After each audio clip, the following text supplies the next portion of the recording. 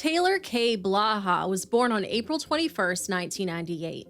She grew up in Fort Dodge, Iowa, and graduated from the local high school. Going over her many Facebook profiles, 18 to be exact, it appeared that Taylor had a great love for animals, in particular, her calico-colored guinea pig named Harley. Taylor Blaha and Brandon Toma became a couple. They subsequently welcomed a son, David, in June of 2020. They appear to have an on-again, off-again relationship, but per social media, became engaged in May of 2020.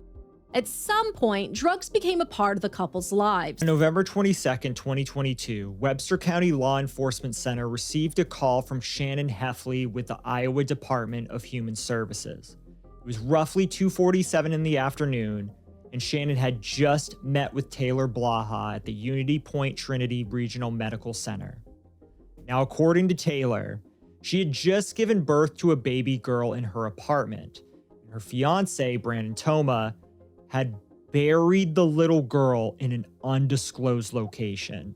Detective Amy Stringer with the Webster County Sheriff's Office responded to the hospital and met with Shannon before conducting an interview with the young mother.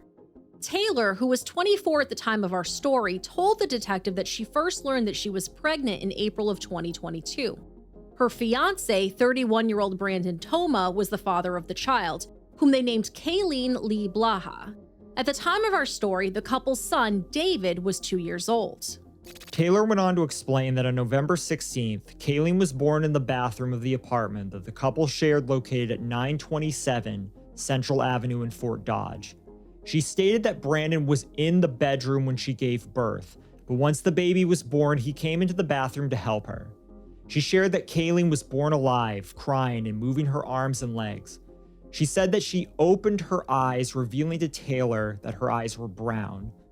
By all accounts, this was a completely healthy baby from the looks of it. According to Taylor, Brandon provided her with crystal meth to help ease the pains associated with giving birth. She went on to inform Detective Stringer that she and Brandon had no intentions of keeping the baby and had plans to allow her sister to adopt her. However, the couple became nervous after the baby's birth, believing that her cries would alert the neighbors to the situation and that law enforcement would be contacted. Now, babies are born outside of the hospital all of the time, but Taylor and Brandon were worried that they would find out that Kayleen was born with drugs in her system. Even though they did not intend to keep her, they were worried that the authorities would remove 2-year-old David from their home, and they couldn't have that. So, Taylor went on to place her newborn inside of the bathtub and filled it about halfway with water. Next, she placed both of her hands on the baby's chest, forcing her tiny body under the water, ultimately causing her death by drowning. On the same date that she was born, Kayleen Lee Blaha died at the hands of her parents.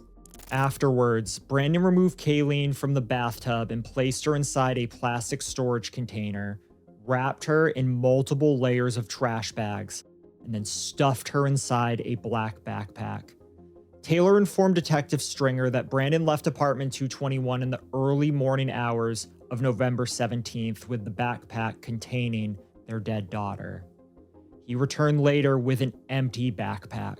The downtown Fort Dodge area has multiple surveillance video systems owned by the city, private individuals, and businesses. Video from these systems were utilized in locating, tracking, and identifying Brandon and Taylor. Utilizing this technology, Brandon was observed leaving the Wakansa apartments during the early morning hours of November 17th and returning approximately 20 minutes later. Brandon is first seen leaving the area of the apartments carrying a backpack that contains a rectangular-shaped object. When he returns approximately 20 minutes later, the backpack is very clearly empty, not containing the same rectangular-shaped object.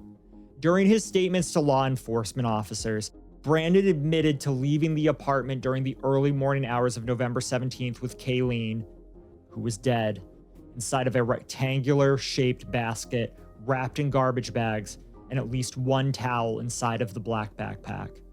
Specifically, when shown photographs of himself leaving the area of the apartment and returning to the area of the apartment, Brandon admits that Kayleen was inside of the backpack and then later removed. When he returned 20 minutes later, he did confirm that she was discarded. According to Taylor, she and Brandon kept sections of Kayleen's umbilical cord as some sort of keepsake to remember her by. During the execution of a search warrant on November 23rd, an object consistent with an umbilical cord or remains of a human placenta was recovered from the top drawer of a dresser located inside of the apartment. Throughout the course of the investigation, multiple cellular devices were seized from Taylor and Brandon. Now, in addition to other key information, which we'll get to in just a moment, each of their devices contained searches for information on how to force a woman to have a miscarriage. During her interview, Taylor confirmed with Detective Stringer that she and Brandon did attempt to cause a miscarriage, however, they were unsuccessful. Communication between the couple, as viewed through their cellular devices, confirms conversations about where Brandon claims to have left Kayleen's body. According to Taylor, which was further confirmed through text messages recovered between the couple, Brandon initially discarded Kayleen's body in a wooded area near the Kenyon Road Bridge. However, multiple searches of that location were unsuccessful.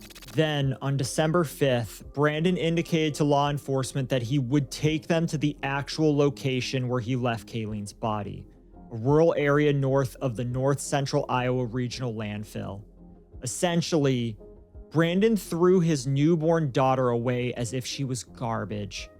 From December 5th through December 6th, a full excavation of that area was completed, but unfortunately it was unsuccessful. Kayleen was nowhere to be found. 2 people are in jail, arrested in connection to the death of a newborn baby in Fort Dodge. Brandon Toma and Taylor Blaha are facing first-degree murder charges. Toma is also facing a charge of abuse of a corpse. Now, police got a call on November 22nd claiming a woman had given birth. The baby died, and then the body was later moved somewhere else. Both are held on cash bond. Crime Stoppers is still offering $1,500 reward for any information. Both Taylor Blaha and Brandon Toma were charged with first-degree homicide. Brandon also caught a charge of abuse of a corpse due to the manner in which Kayleen's body was discarded. The couple is currently being held in the Webster County Jail on cash-only bonds totaling over $1 million each. A judge has approved a competency hearing for a Fort Dodge mother accused of killing her newborn daughter. That hearing now scheduled for February 3rd for Taylor Blaha. The judge also has denied Blaha's request for a new attorney, citing her refusal to meet with her court-appointed attorney on multiple occasions and her demand for a speedy trial. Now, she's set to go on trial coming up February 28th. Blaha and Brandon Toma are charged with first-degree murder in the November 2022 death of their daughter. Toma is also charged with abuse of a corpse. His trial is set for August 8th. The remains of that baby have not been found at this time. The Fort Dodge Police Department said it's continuing to investigate all credible leads to find Kayleen's body. The police department encourages anyone with information to contact the police or submit a tip anonymously via Crime Stoppers. Captain Quinn says the department and other state agencies are still searching for the baby's body and are using canines to help track down Kayleen. We have searched in a couple places outside of the city limits of Fort Dodge. We've also searched, we obviously searched the landfill, which I know that was put out to a lot of people.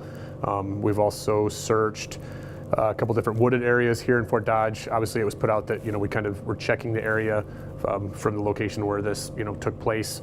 But the Fort Dodge Police Department isn't the only one out looking for Kayleen's body. Leslie Mikesell is too. This baby needs to be found so it can be put to peace, and me and a friend of mine had some extra time and we needed some therapy, so we thought we'd just start looking in places. Mikesell says although she doesn't want to have to find an infant's dead body, she feels for the community's sake this needs to be solved. I know the grandparents, the mom's family, and I feel really horrible for them, and I think the whole town needs closure. As this story is still developing, we'll keep an eye out for updates as they come along. As it stands currently, Brandon's trial date is set for August 8th, 2023, and Taylor's is set for September 12th, 2023. Capital punishment has been abolished in the state of Iowa since 1965, so the death penalty is totally off the table for these two. The most that they can get is life in prison without the possibility of parole. Let's just hope that this summer, the judge throws the book at both of them.